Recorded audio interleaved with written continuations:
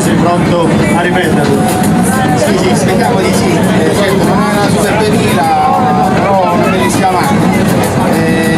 Con l'occasione io volevo ringraziare l'Automobile Club per aver realizzato nuovamente questo nuovo progetto per noi. Voglio ringraziare il Presidente della Commissione Arrelli, Daniele Settimo, e Armando Battaglia, delegato regionale, per essere qui e ringraziarli per tutto quello che fanno per la federazione. Questi ringraziamenti partiti anche Gabriele Monreale Scolaro.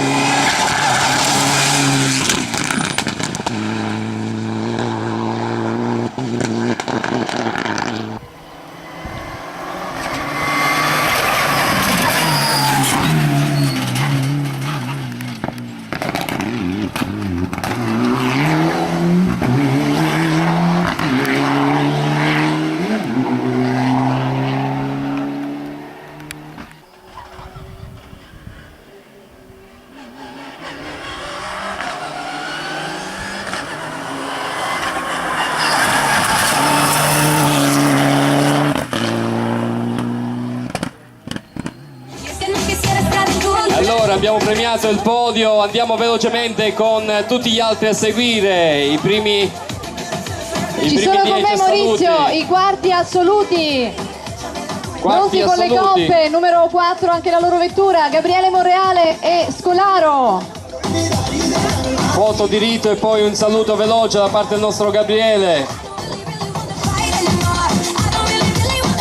Ma Ivan Brusca lì davanti. Sì, noi ci abbiamo provato, ce l'abbiamo messa tutta. Lui è stato grande, è stato veramente bravissimo e il suo terzo posto assoluto è meritatissimo, gli faccio i complimenti veramente.